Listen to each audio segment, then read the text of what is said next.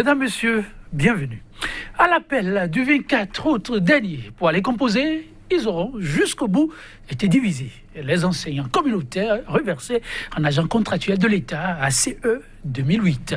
Si Dame Boycott a eu ses adeptes qui lui sont restés fidèles, Dame Mobilisation a eu également les siens qui ont tenu bon.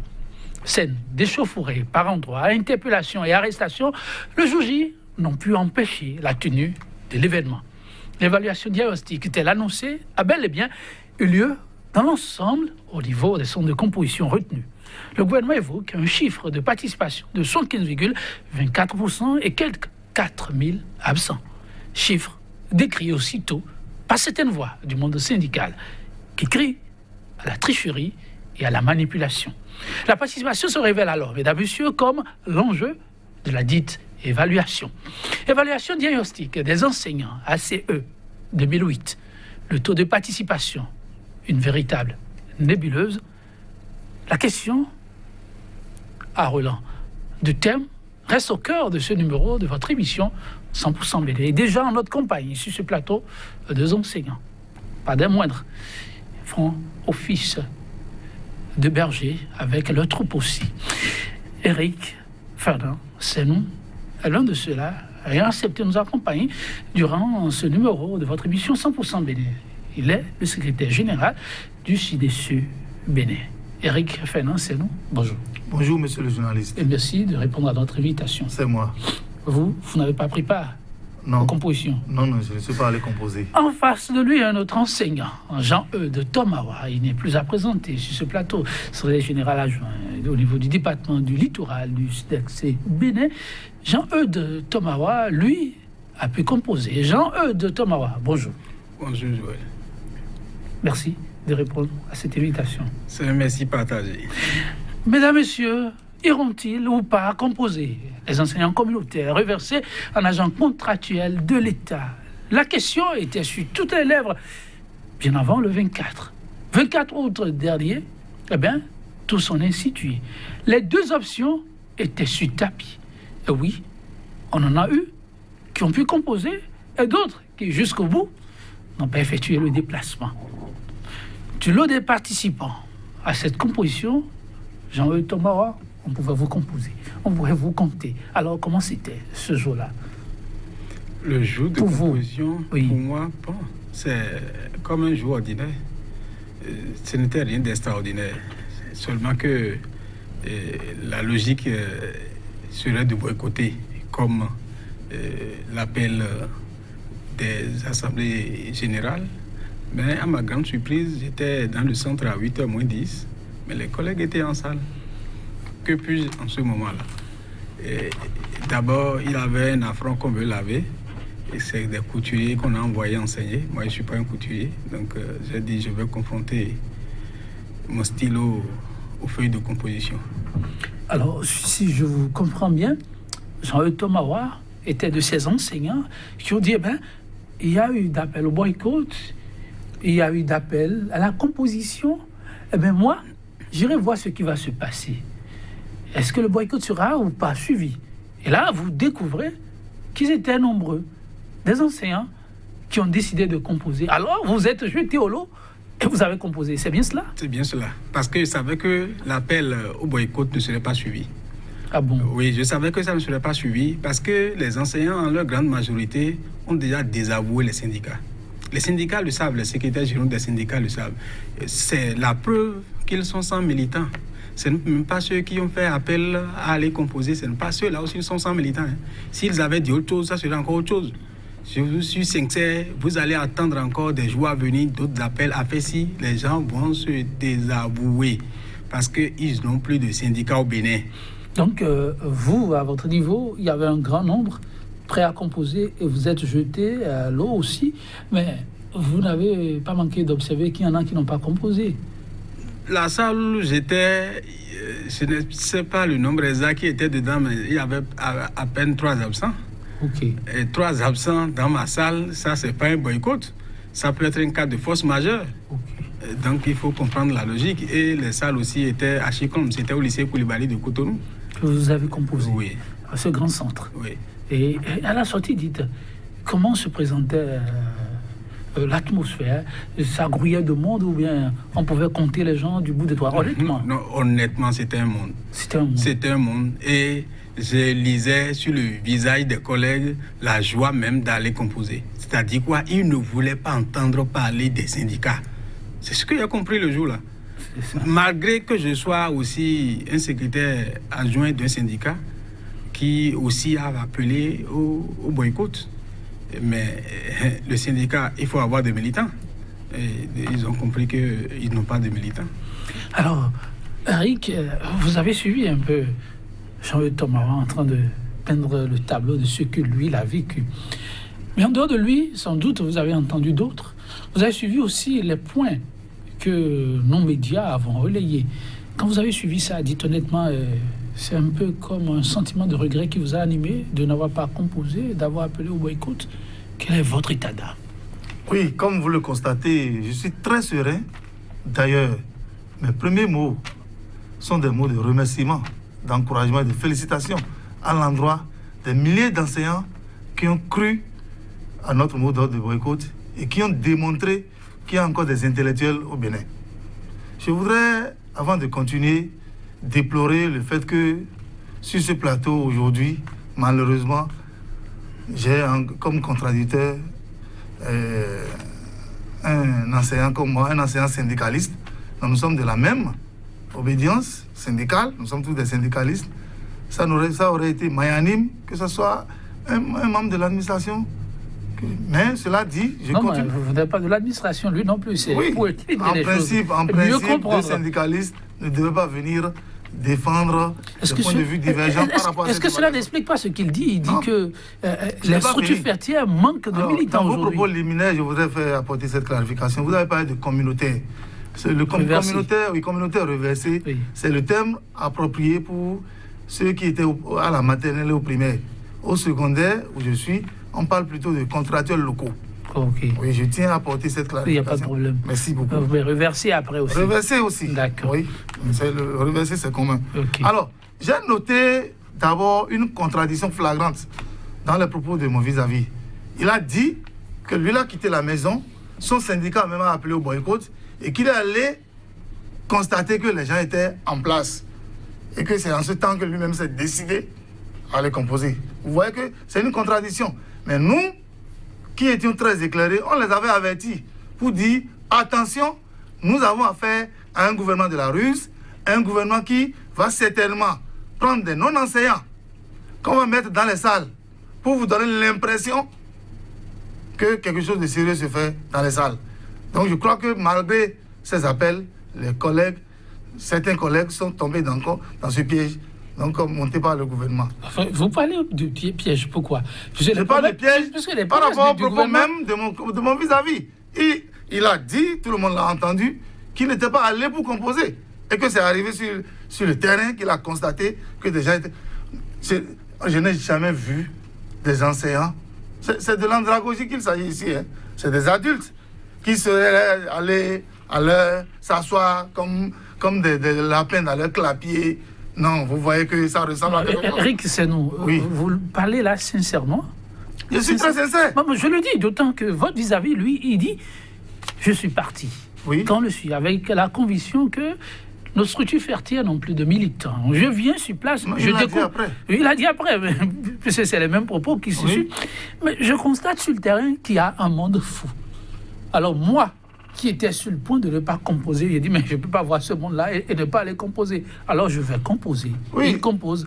Et vous, en observant ce tableau, vous ne trouvez pas plutôt qu'il a bien fait de constater qu'il y a l'appel, mais sur le terrain, il y a du monde? C'est une affaire de conviction et de responsabilité. Parce qu'on n'a pas, sous coup d'humeur, lancé l'appel au boycott. C'était bien étudié. C'était bien étudié et nous savons de quoi nous parlons quand nous avons appelé les gens au boycott. Et vous êtes toujours fier de vous? Très fier. Boycott. Après la foi que moi j'ai en Dieu, la fierté que j'ai, parce que je suis un croyant en Dieu, la seule fierté que j'ai aujourd'hui, c'est par rapport à ce boycott qui a massivement été suivi. Contrairement... Est-ce qu'on peut parler encore de massivement? Le gouvernement annonce 75,24%. Vous imaginez, est-ce que le gouvernement, excusez-moi, et c'est pas Et je ne sais pas si je suis autorisé. L'ORTB même n'a pas montré les enseignants en train de composer. On a montré juste des séquences d'images. Vous imaginez que ce gouvernement va voir les gens en train de composer de façon sérieuse. Vous avez laissé technique Koulibaly, dont mon vis-à-vis vient de parler. Demandez-lui, à la fin de la composition, combien de temps après les gens sont venus ramasser les copies? Combien de temps après? Demandez-lui s'il est honnête. Oui, pourquoi lui poser cette question? Je vais lui poser la question après, mais pourquoi lui poser cette question? Vous savez combien de temps après les gens? Oui, les copies ont été ramassées, disons, 40 à 1 heure après. Pourquoi? Parce que ceux qui auraient lancé les opérations n'étaient plus là. Vous voyez que rien n'a été sérieux. Et on avait demandé en amont, pensant encore déjouer le plan donc, du boycott, demander aux gens d'aller composer là où ils veulent. Moi, j'ai vu effectivement au moins des militants qui sont venus d'ailleurs. Ça, c'est vrai. Mais lui, il dit aujourd'hui que les syndicats n'ont pas de militants. Non, non, non. Attendez, vous avez sauté quelque chose tout à l'heure. Je veux croire que vous l'avez dit sérieusement aussi. Oui. Vous dites qu'après distribution de copies, Oui. quelques 40 minutes après, on les a encore ramassées. Non, non, non. C'est ça? À la fin de la composition, d'abord, la composition a commencé avec grand retard. Ensuite, à la fin de la composition, ceux qui devaient ramasser les copies n'étaient pas là. Alors on a laissé la copie au candidat et c'est 40 Pendant minutes longtemps, après. oui, c'est ça que j'ai dit. Donc si tu peux faire des ajustements, Je ne sais pas. Je n'étais pas à si l'intérieur. tu dois te rattraper, tu mais peux je n'étais encore. pas à l'intérieur, mais nous avons pris les dispositions également pour avoir les échos de ce qui se passe à l'intérieur. Et lui-même, il a oublié d'ajouter une condition. Quel est ce test qu'on a organisé sous... Il y avait une forte militarisation. On avait l'impression que c'est le camp donc, de Cotonou qui s'est déplacé vers le centre de composition. Lui-même peut le témoigner. Moi, je n'étais pas allé en Vous salle. devez avoir une réponse pour ça, non? Il paraît qu'il y avait des menaces en l'air. Oh, menace. Donc, il fallait Est-ce sécuriser que les ceux qui centres. ont appelé au boycott sont armés? Nous ne sommes pas armés. Et les anciens ne sont pas armés. On n'avait pas besoin, en principe, de cette militarisation. Ça veut dire que c'est un forcing. Le gouvernement a fait son passage en force comme d'habitude. Et vous voyez, on relaie des chiffres. Tenez, au centre du jeu, j'ai un anti-Tengu. On a donné les chiffres dans un tableau. C'est dommage que je ne peux pas montrer ça ici tout de suite. Maintenant, c'est sur les réseaux sociaux. Dans un tableau, le pourcentage est saisi. Mais les chiffres inscrits dans les tableaux sont au stylo. Vous voyez, il y a quelque chose qui ne va pas, c'est flagrant. C'est flagrant. Parce que nous estimons aujourd'hui, après avoir glané nos informations et autres, nous estimons aujourd'hui que le taux de boycott au bas mot est à 60%. Au bas mot. Oui. Donc Nous l'affirmons avec honneur. Nous sommes des gens d'honneur de la société. Donc les 75% de taux de participation avancé par l'autorité ne tient pas. Est-ce que c'est la première fois que vous entendez des taux qui ne tiennent pas pourtant que les gens soutiennent? Même si ce n'est pas dans le système. Non, Au Bénin, il y en a eu. Il y a eu d'autres. Nous sommes tous dans le pays. Nous sommes tous dans le pays. Nous n'allons jamais accepter, accompagner ce forcing qui tient à désarticuler le système éducatif béninois. On ne va jamais accompagner ça. Avant de vous revenir, Jean-Yves Thomas, votre vis-à-vis a avancé. Ça, c'est d'éléments. Quelques-uns qui vont certainement indigner les téléspectateurs, tout au moins interloqués, en suivant la démonstration. Après la composition, vous étiez en salle et l'honneur, la dignité et l'éthique que pour l'enseignant voudrait que ce soit la vérité qu'on doit tout. 40 minutes, 1 heure de temps après vos compositions, vous avez encore vos copies, vous pouvez changer de copie, reprendre la composition, là où il y a mal donne, vous pouvez ajuster. Parce qu'en tout temps, les enseignants ont décidé de quitter la salle. Ça, je dois être ferme sur ce point-là. Dans ma salle à moi, c'était la salle 20, je crois, au lycée Koulibaly. C'est faux.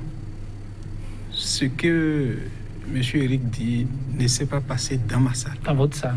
Dans ma salle. Je ne peux pas témoigner ce qui s'est passé dans les autres salles. C'est vrai. Mais il n'y a pas... Mais dites, l'enseignant aussi, il a ses oreilles discrètes. La salle d'à côté, il se susurrait des choses, vous n'avez rien entendu? Non, non, du tout pas. Du tout pas. Je crois ce qui s'est passé le jour-là au lycée, oui, pour que l'épreuve soit lancée avec grand retard. Quand moi je suis venu, il y a quelques-uns qui étaient sur les balcons, mais sur la cour centrale, il n'y avait personne. Au portail, il n'y avait personne. Quelques-uns qui étaient sur les balcons des bâtiments. Et d'autres se sont rangés assis minutieusement dans la salle et attendent l'épreuve avec impatience.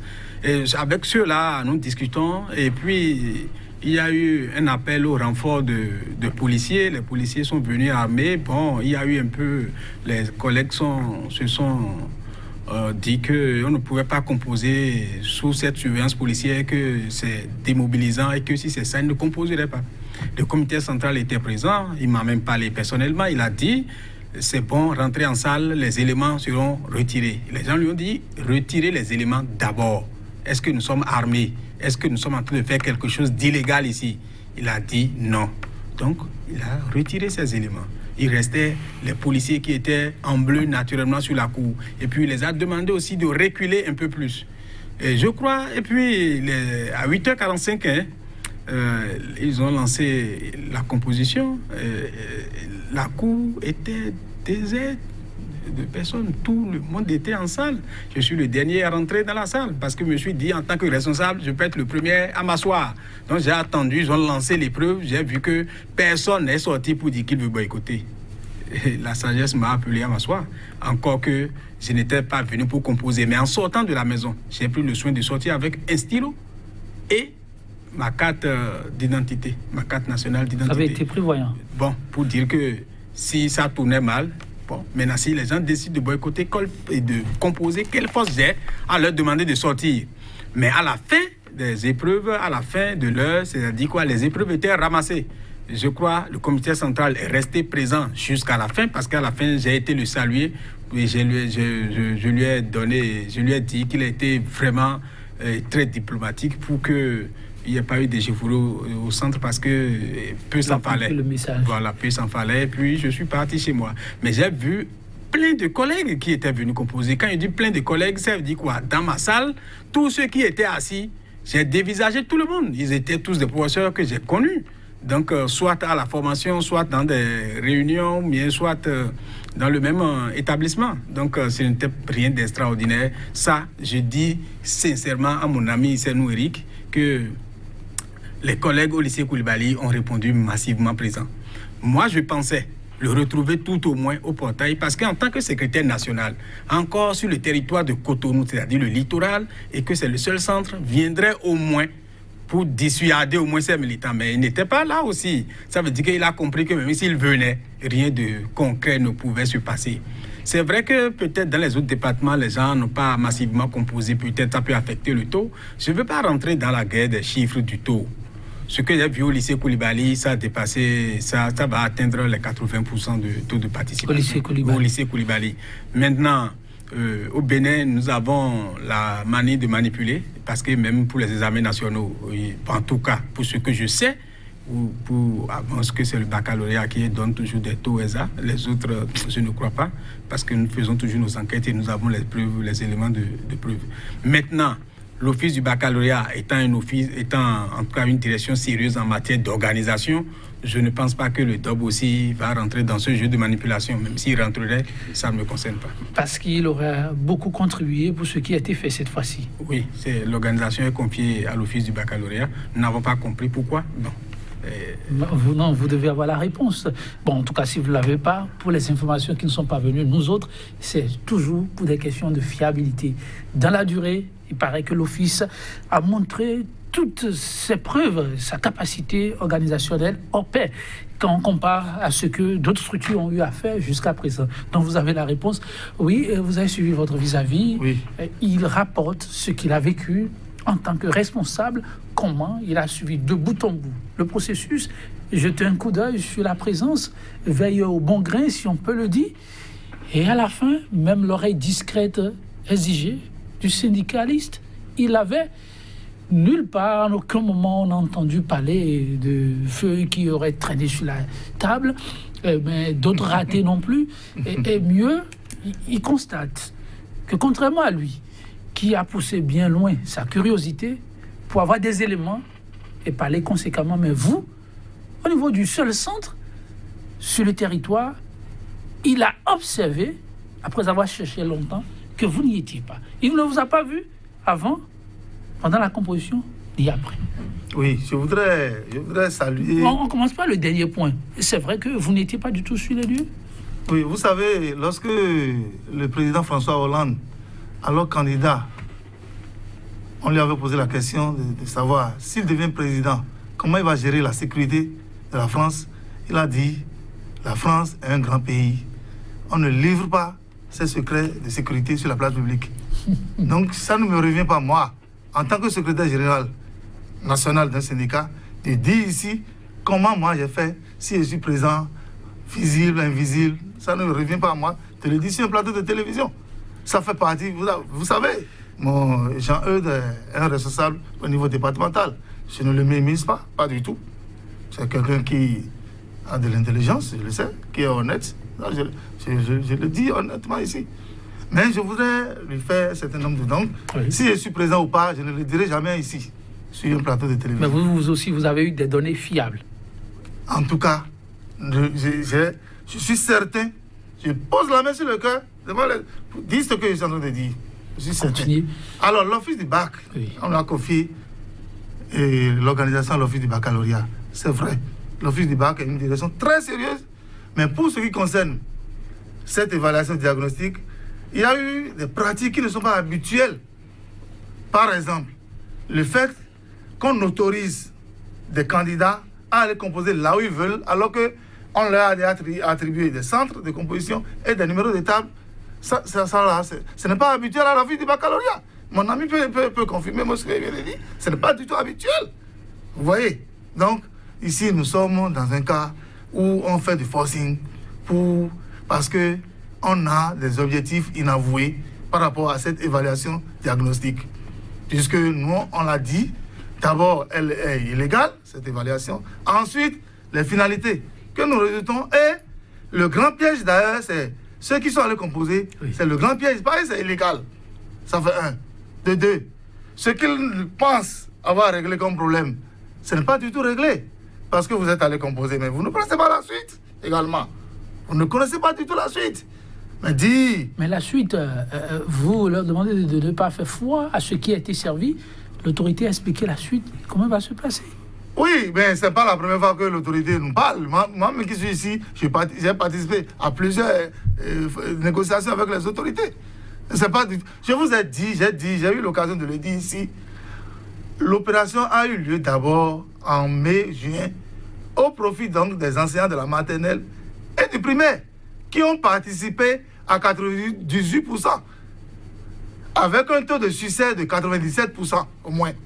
Mais comment est-ce que ça, quelque chose peut justifier alors la reprise de l'opération en faveur des enseignants de la maternelle et du primaire, si les raisons ne sont pas ailleurs? Non. Tout est clair. On n'a même pas besoin de faire. Mon vis-à-vis lui-même a dit qu'en quittant chez lui, il est sorti avec un stylo, avec sa carte, et que si ça tournait mal, donc tourner mal ici, dont il parle, c'est que si les gens composent. Non, je l'ai dit, je le répète, nous qui avons appelé au boycott, c'est une affaire de responsabilité et de conviction.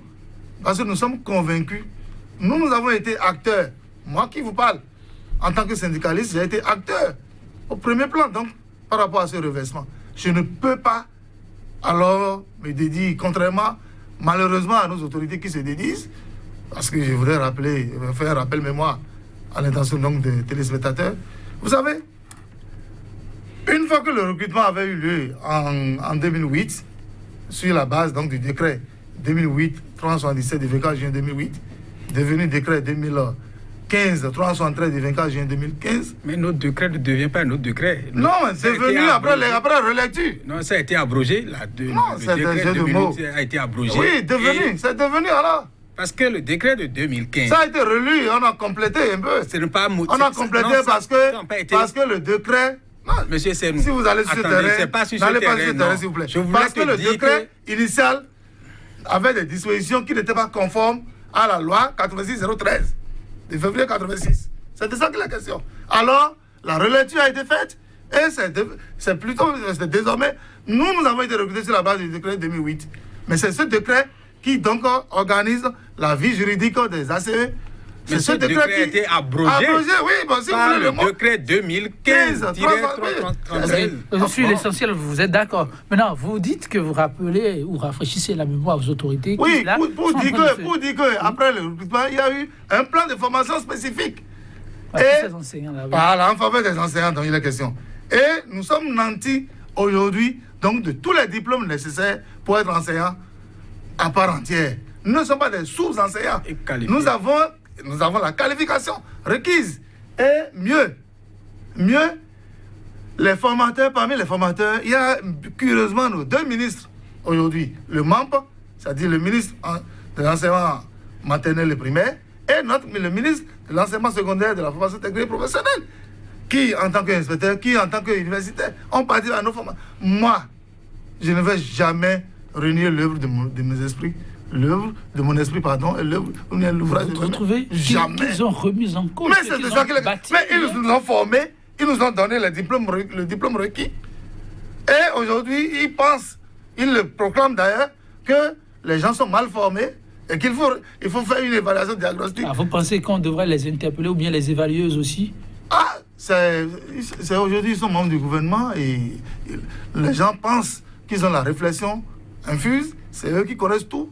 Les autres ne connaissent rien. Quand ils décident, on ne peut pas leur faire des suggestions pour qu'ils reculent éventuellement. Ça ne se passe pas comme ça dans une république, s'il vous plaît. Éric Senon, il se trouve qu'il y a une petite brèche qui est ouverte. Tout le monde n'était pas en salle. Votre vis-à-vis l'a souligné tout à l'heure. Mais dans sa salle, il n'y avait que quelques 3 absents. Ailleurs, il y en a eu peut-être plus. Oui, c'est ce qu'il a dit. Mais alors, l'autorité constate que dans le lot, et c'est ce qu'il a rappelé, il y a des gens qui étaient sans doute malades, qui ne sont pas venus. Et il y aura une session de rattrapage pour eux. Alors, cette session de rattrapage, en dépit de tout ce que vous déplorez aujourd'hui, si, sait-on jamais, l'autorité en faisait une session ordinaire pour tous ceux-là qui ne sont pas venus et face aux résultats aujourd'hui, voudraient bien composer, demanderiez-vous au vôtre d'aller composer? Est-ce que vous, quand vous nous regardez là, nous ressemblons à des plaisantins? Nous disons, comme il n'y a pas un appareil pour identifier. C'est sûr. Nous disons que aujourd'hui, il faut une action pour que l'opération soit annulée tout court. Parce que même ceux qui ont composé ne sont pas à l'abri de ce qu'ils pensent régler comme garantie de l'emploi. C'est faux. Nous connaissons le plan qui est fait. Alors par rapport à la reprise, je sais, vous voyez, ça confirme même que le taux de boycott était très élevé. Vous voyez, c'est les autorités même au niveau département, dans certains départements, pour des raisons d'éthique, je ne voudrais pas nommer ici, qui disent déjà, bon, pour ceux qui ont été malades, pour ceux qui ont été accidentés, il y aura une session. Les gens qui allaient les voir pour dire qu'ils étaient accidentés. Vous voyez, le ridicule ne tue pas dans notre pays, mais il demeure quand même le ridicule. C'est le ridicule. Nous avons dit, l'opération n'a aucune base légale et que sa finalité, c'est de licencier. Nous le disons, nous le répétons. Et pourquoi vous pensez que pour une reprise éventuelle, qu'on ira s'associer ou bien aller s'exécuter? Non, c'est vraiment pas s'exécuter. On n'ira pas. Nous sommes des gens de conviction et il s'agit de la République. Les humeurs des gens, leur volonté, mauvaise volonté, ne peut pas faire force de loi. Nous sommes jusqu'à nouvel ordre, nous sommes encore dans la République et nous y croyons formellement. Donc vous restez ferme sur votre position. Jean-Eudes Tomawa, c'est un autre défi pour tous les enseignants désormais. Vous l'avez suivi. Le gouvernement a observé, constaté qu'il y avait effectivement des absents. Après des études, il se révèle qu'il y en a qui étaient malades. Il y a peut-être aussi des cas accidentés. Et bon, le gouvernement décide d'une session de rattrapage pour cela, comme on en trouve souvent quand il y a un examen, session de malade. Mais là, il y a aussi l'idée qui vient. Pourquoi, au lieu de faire seulement des sessions comme session de rattrapage, ne pas faire une session carrément pour tous ceux-là qui reviendraient à de bons sentiments? Vous en dites quoi? L'idée de l'évaluation, je ne l'ai jamais portée.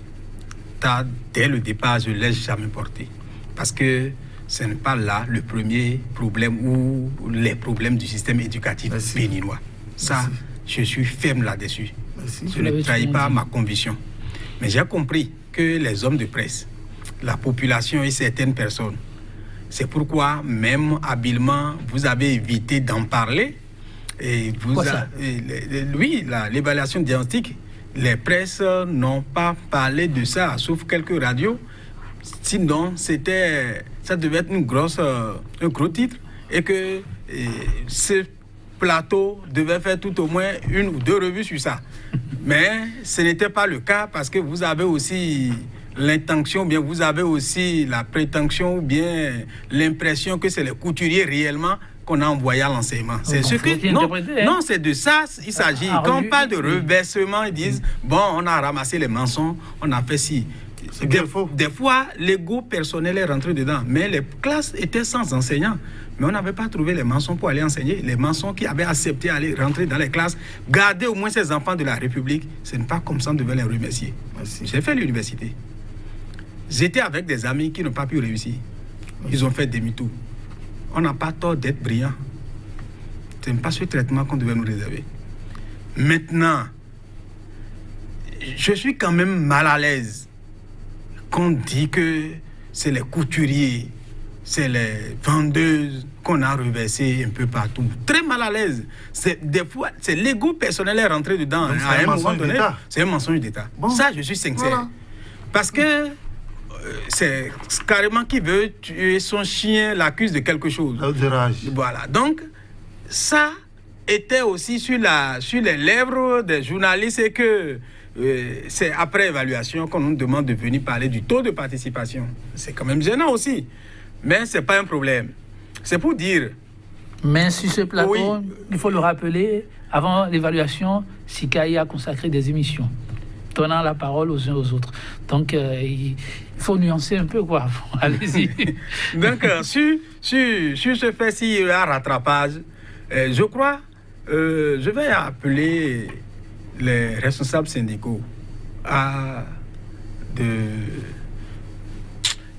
qu'est-ce que je veux dire? C'est-à-dire à un peu plus de réalisme. S'il faut observer des fois le terrain. Ce n'est pas ceux qui ont appelé les 6 centrales là. Ils n'ont pas de militants, hein. Je suis sincère. Hein. Ils n'ont pas de militants. S'ils avaient appelé au boycott... Janvier, s'ils avaient appelé au boycott... Je vais vous dire pourquoi même les gens ont composé. Là, pourquoi ils ont composé? Demandez, M. Senou-Éric, vous êtes affilié à quelle centrale?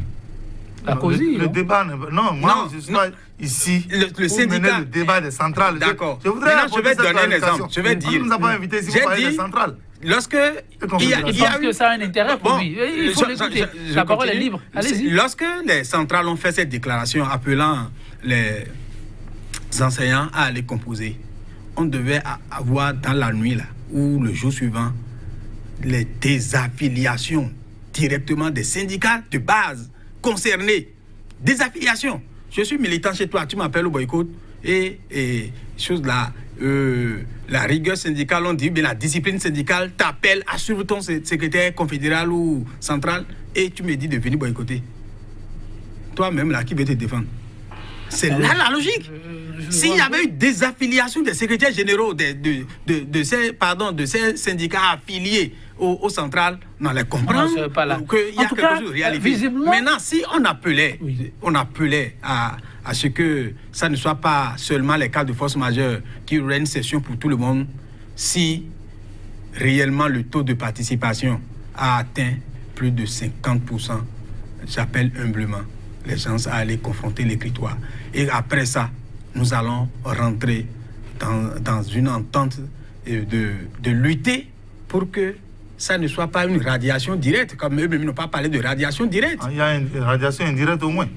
Il y a quelque chose que je vais expliquer.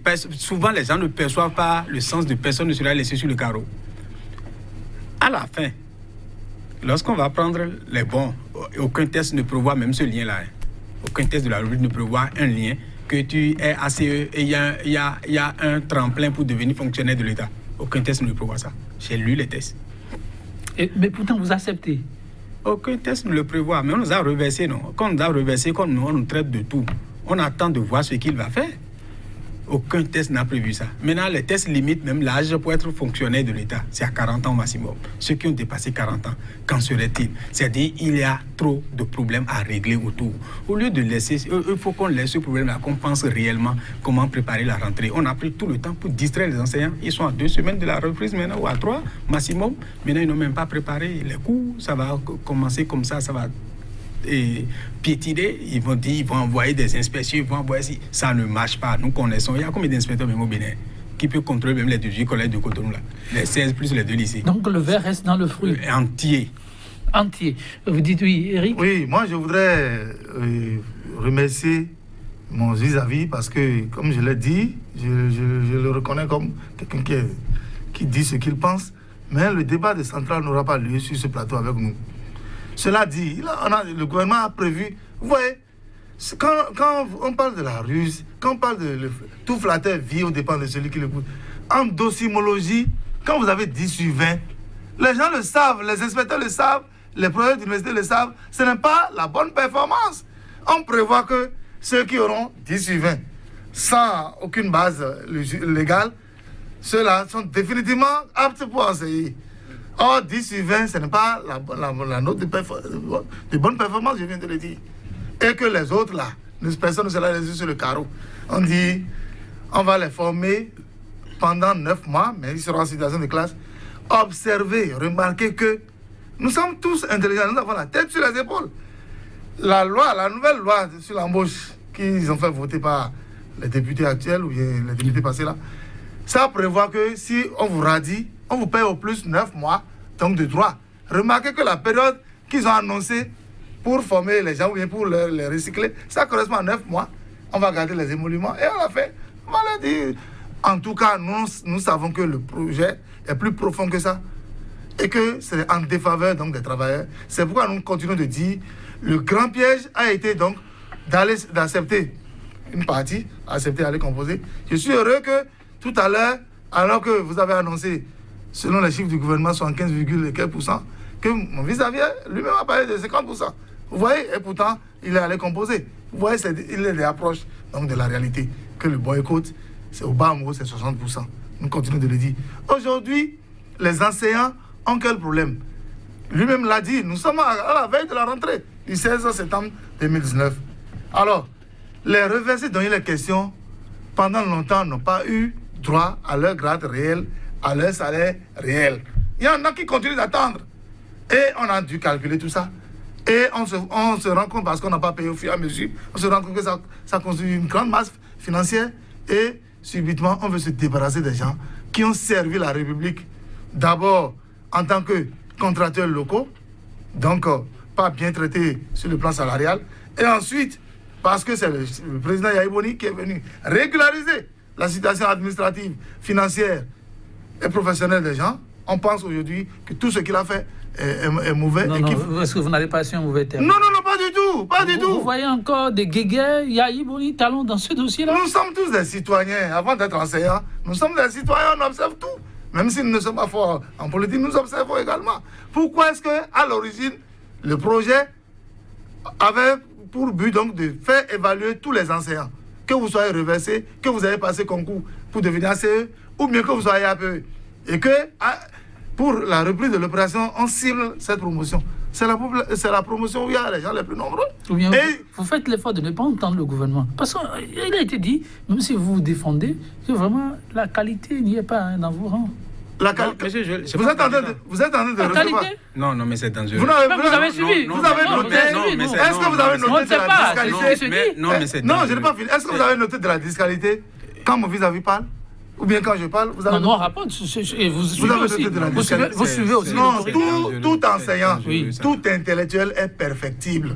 Et aucun enseignant... C'est sûr, perfectible. Voilà, et aucun enseignant ne peut rejeter, donc, éventuellement des plans de recyclage et autres là. Mais si nous avons même aidé le gouvernement pour dire, vous-même, vous avez commandité un audit. Si tant est que vous avez des difficultés financières, parce que... Vous soupçonnez les difficultés financières.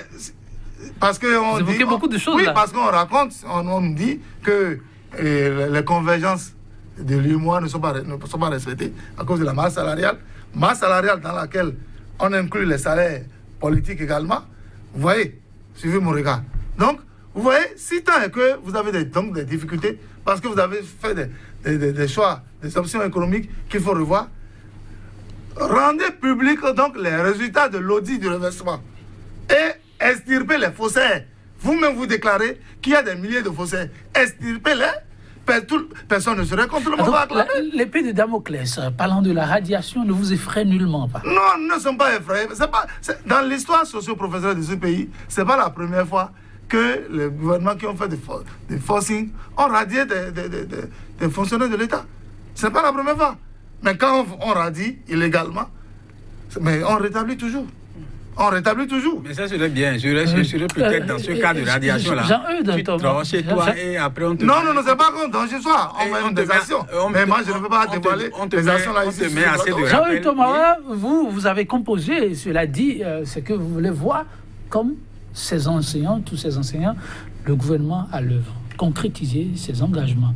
Alors, qu'est-ce que vous attendez concrètement par rapport à votre situation dans les tout prochains jours? Moi, je suis d'une nature bizarre. J'ai même dit que ce qu'ils ont commencé par dire là, on peut rester à la maison. Nous, on ne sait même pas. Être enseignant au Bénin, c'est un regret. C'est un regret. Quand on avait fait l'université, plein d'amis étaient partis en Côte d'Ivoire, Gabon. Quand ils reviennent chaque année pendant les vacances, ils construisent une maison. Ils nous ont supplié même dit de venir avec eux. Ils ont dit, on va rester au pays. 100 000, ça fait quoi? Et on nous traite comme ça. Si le gouvernement me reclasse et me... Il y a des rappels à me remettre. S'il me remet ça... Non, monsieur, je vais permettre-moi de finir. Non, on est sur un plateau et vous avez tous dit la vérité, rien que ça. Oui. Vous dites 100 000. Hier, dans le Bénin, d'il y a quelques années, on dit, si on voit un monsieur bien habillé ou pas, encore que ce n'était pas évident, avec une moto qui peine à démarrer, c'est bien un enseignant. Aujourd'hui, l'enseignant est sur des engins à 4 roues, voiture climatisée. Tiré à 4... Ah, vous ne le savez pas? Mais c'est vrai, non, c'est vrai. Ok. Vrai. Alors, vous ne dites pas un enseignant 100 000 francs en République du Bénin. Vous ne dites pas. Non. Peut-être des cas isolés. Jean-Hugues Thomas. Le bac plus 5 au Bénin, le CAPES A11, c'est 165 043, ben 0 quelque chose, je me rappelle même très bien. Mais ça ne dépasse pas 165 000. Quelqu'un qui a un bac plus 5, on le paye à 165 000, il peut faire 10 ans dans la fonction publique en tant qu'enseignant pour retrouver 287 000. C'est honteux. Bon, ces chiffres-là, je ne les avais pas. Mais maintenant, ça, c'est le salaire, je ne mens pas. Maintenant, monsieur Joël, je vous disais tantôt, le gouvernement fait de sorte que les enseignants même sont chosifiés, les gens ne seront plus respectés plus tard. C'est dommage que je sois enseignant dans ces conditions.